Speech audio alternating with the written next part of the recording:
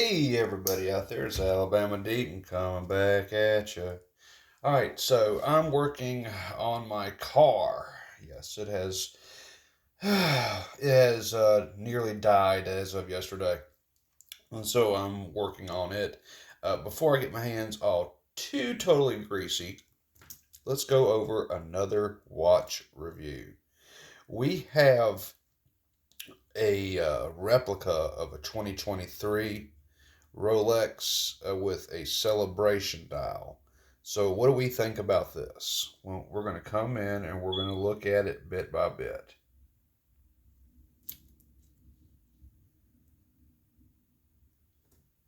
So, first we come in and we're looking at this timepiece and we're looking at the polishing, we're looking at the dial, we're looking at a little bit of everything on this watch. So, what do we see? Okay, well, I'm actually kind of somewhat surprised by the polishing and type of steel used on this particular replica. On this particular replica, we do have the milkiness of the stainless steel. It makes it look like 904. So, it may be 904. I actually cannot say 100% for sure, but it looks like 904. It doesn't look like 316 at all. So this looks like the correct steel being used once on a replica. But something in the back of my head says, no, no, nope, it's not. They're tricking you somehow. And, that may be true. Maybe they're fooling Alabama Deep. But this does look like that is 904 steel, unlike all the others, which I can plainly tell is not. So they did a pretty good job when it came to polishing this watch. Wasn't the greatest job, but it's somewhat impressive, so I'll give them that much. We're looking at the side of this watch. We're looking at the crown. Nothing here is really a dead giveaway that is incorrect. We had the slash under the crown. It looks pretty good. Perhaps it's not as good as a genuine Rolex crown, but once again, that's not really a total dead giveaway. I do want to come in and we do want to look at the screws on this watch. Once again, that's a pretty good job. Doesn't really give it away. What really does give it away, and going blurry, let's get in here and let's take a closer look at this celebration dial.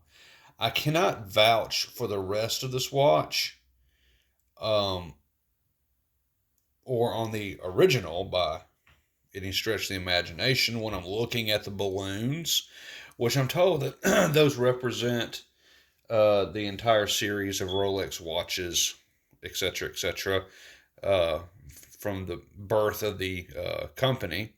But looking at the dots, the balloons or tic tacs or whatever you want to call them, I don't know what you want to call them. Dots is what I'm going to refer to them as. That is the total dead giveaway. And I'm going to point out to you how you can spot a replica from the real one. And if you know a better way, or if you can explain this as not being a way, put it in comments below. But this dot right here, this one right here. Number one, the color doesn't look right to me. Actually, none of these colors really look 100% correct. But that balloon or dot is touching the crown. If you look at the real one, this dot is off to the side and a little bit lower, not touching that crown. This dot is touching that crown. That is how I can tell it is a dead giveaway. There are some other dots in this pattern that don't seem to match as well.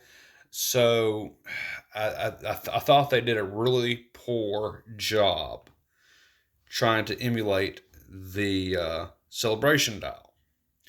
So that's how I can tell that it's a dead giveaway. Number two is that they did not put a crown on it. They engraved it.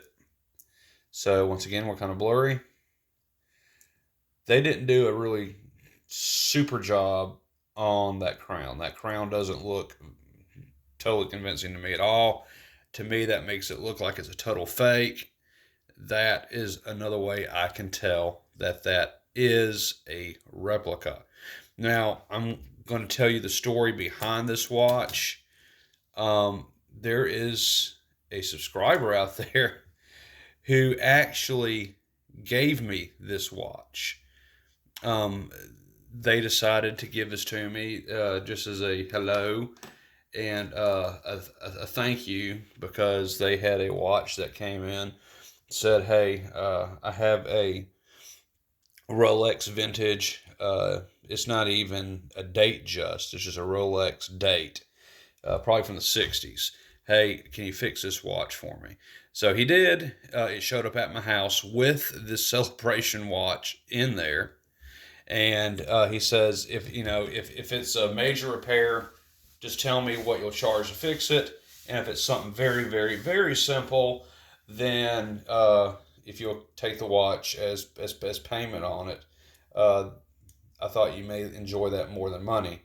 Uh, as always, money speaks larger in volume. But in this particular case, that Rolex date, I was going to do a video on it, but we already have a similar video, so I did not. And basically, there was just a missing screw from the train wheel plate, the train wheels bridge. One of the screws had come off, went inside, got stuck in the balance. I took it out, and it started running perfectly fine. After that, I went ahead and put it on my timograph. Perfect across the board. And he had told me he just recently had it serviced too. So it was perfect across the board, but I double checked all the screws. It was the only one that was loose. So I guess the watchmaker who did that just made a little mistake and overlooked that. Which that happens to the best of us. And so I shipped it back to him. I decided to keep the watch. Thank you, subscriber. I'm actually going to enjoy this. I was looking at one of these a couple of weeks ago, thinking about whether I should buy a replica or not. But interesting enough, you sent it to my door, so I'll keep this. I've already done a short on it. Thought I'd do a review since it's mine now, and I do consider that payment. That's really cool. So I'm going to add this to my collection. And that's how I can tell it's a fake, is that all these little dots don't go where they're supposed to go. And the engraving for the crown on the clasp is not up to par. That's really how I can tell it's a fake. That, and if I study the hands long enough, I can tell it's not a 3135. It's just a standard 2813. So this is what I call a fashion watch. But nonetheless, good enough payment for what I had to do was absolutely nothing. Just take the screw out, put it in, tighten it down, and voila, there you go. I know other watchmakers would charge $300 just for that. I have a conscience, so no, I'm not going to. And other Rolexes can be quite challenging, like the other two that I'm working on right now, the other two females watches, 1601, waiting on parts, trying to get them to come in, trying to figure out a mystery on one of those female date just why the train wheels aren't doing what they're supposed to do. But I figure I will eventually get that figured out in time. I think I already have. We'll do a video on that a little bit later on, coming up this month. The mystery why the train wheels will not turn as they're supposed to. And believe it or not, it's one bad wheel.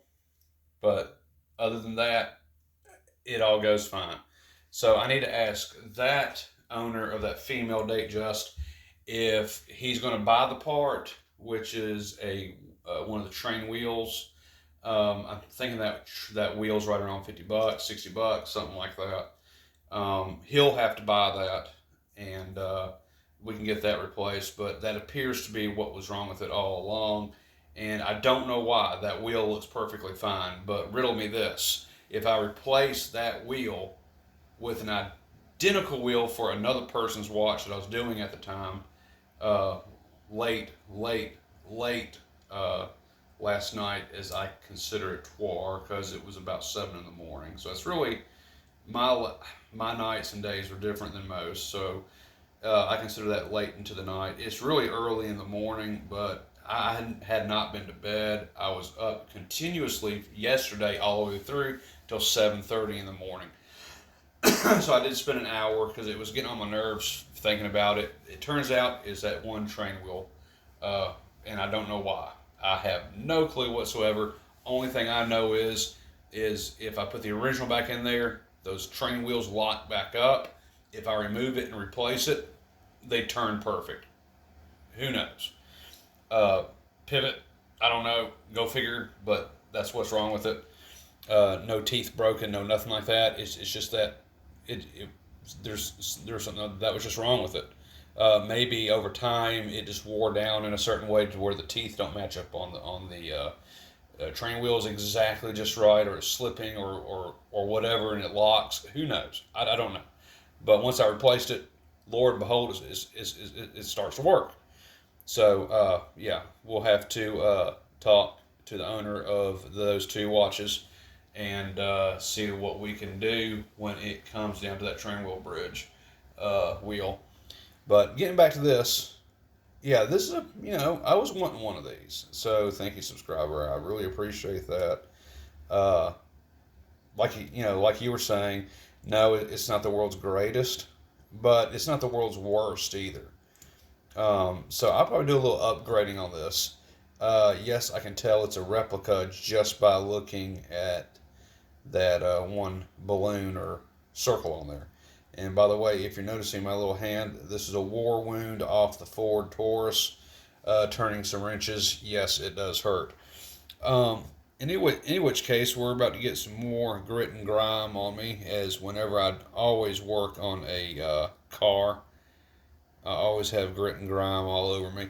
That my entire hands are fixing to be black as night. Before this is over with, I've got to replace two valve cover gaskets, intake gasket, and oh boy, a bunch of other stuff. So we're using 2 tubes of Permatex, and we're using a gasket kit for that engine to revive it and keep it alive.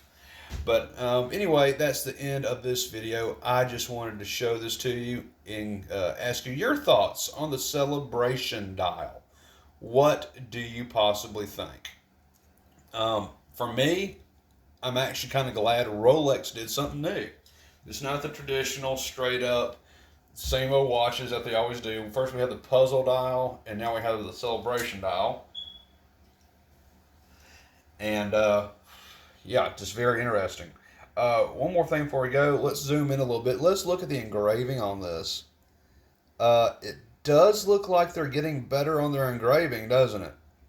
I'm noticing that on the Rehalt, the engraving is nowhere near as sloppy as what it used to be. Now their engravings are looking a lot better. The crystals are looking more correct. Um, Even their crowns look a little cleaner and more crisp. So they did okie dokie. It's just that, once again, it's just a traditional fashion watch. They got the crowns lined up, the X and the R's lined up, although not completely on the second lines. But nonetheless, this is a replica that, like I said, it will pass. For most, it's a good entry replica watch. It's not a $300 or $400 or $500 replica. This is more like a $50 replica, I would say. Subscriber, if you feel like what I did was worth more than $50, hey, you know my address. If not, I'm perfectly content with that. So no big deal. I thought for sure that even doing a copy of this dial, that those out there that were making these, that they may want to get the dial correct. They did not get the dial correct. The dial to me doesn't look right. Especially with that one little circle, it is definitely going to be off, and the colors are not 100% correct in my own humble opinion. I will let y'all tell me what you think in comments below. Finally, but not least, I am working on building two watches for some people. And while we are waiting for those parts to come in, I think I will show you what I am doing with that. If you remember a couple of videos back, I had mentioned that I have some pretty bad movements that came in, and I'm trying to rectify those. Okay? Well, I am, and I'm doing the best that the best that I can absolutely do. I think I have figured out what I am having to do, which is something that I fear most of all, and that is I'm actually tearing down the movements. I'm lucky I don't have to do all of it. Right here, we have basically everything that I need torn down to fix this movement. Now, this is a 28-24 movement. It's very pretty on the other side,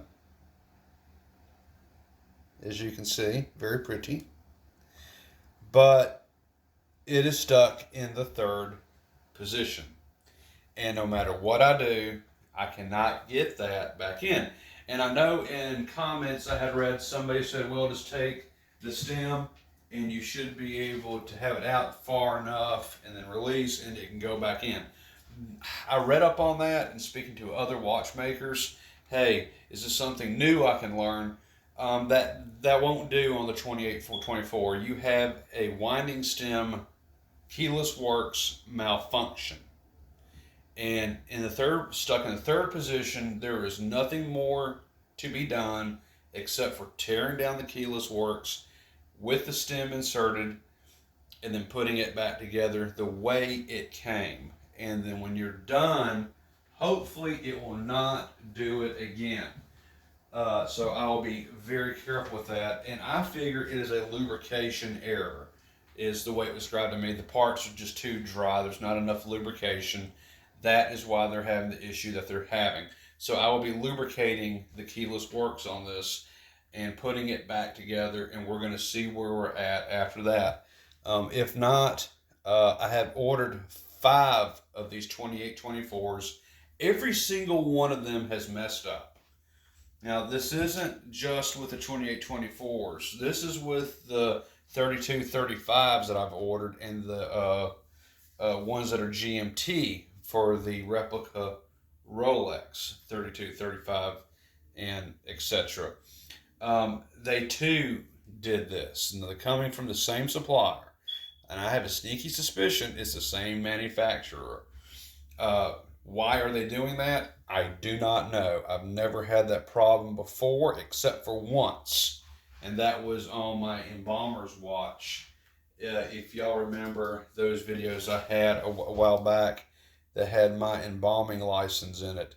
This one did exactly what this one did, except for I was able to insert the winding stem and it snapped back in with lubrication, and then I haven't had an issue with it since. That is not the case on these. So I do figure it is a lubrication error. Someone somewhere has a new assembler who didn't put the proper lubrication on these keyless works, and that's why we're at where we're at. But I'm going to be working on that, and hopefully I will have this movement back and running tomorrow, because right now I do have to work on my car. I'm going to have to be able to work it. And I'm fixing to get started on that for the rest of the day because it's something I'm going to have to do.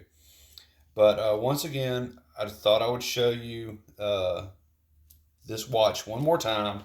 I'm going to ask you for your opinions on it. Tell me what you think about it. I mean, the stainless looks pretty good.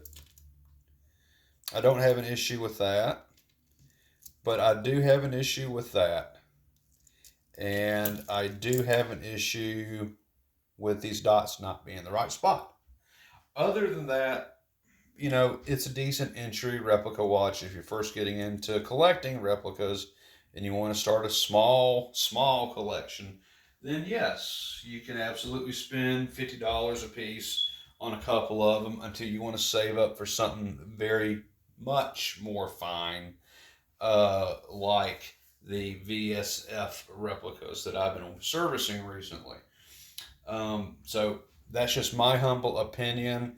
I do like this watch. I think I'm going to wear it for a while. I think I am going to regulate it before I work on the car because I do want it to keep pretty darn good time within at least minus or plus a second with as low of a beat error as possible. So, regulation takes probably about 5 minutes or less. So I'm going to do that. Then I'm going to get started on the car and get it up and going again, clean it up, and make sure it's serviced and up and running. And then I guess I'm back out on the road. I'm glad to be off today and tomorrow when I get done with my car.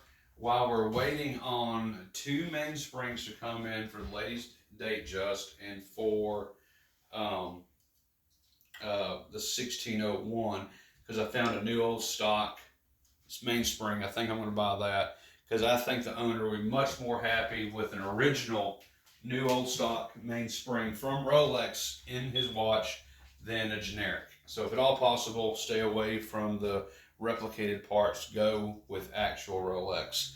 Unless you just absolutely by no choice have to use a replacement part, always go with genuine. So, all right, boys and girls, this is Alabama Deep. I'm out of here. Comment below. What do you think about the Celebration dial? I want to hear it. And I'll catch y'all in the next video. I am gone for now. Bye-bye.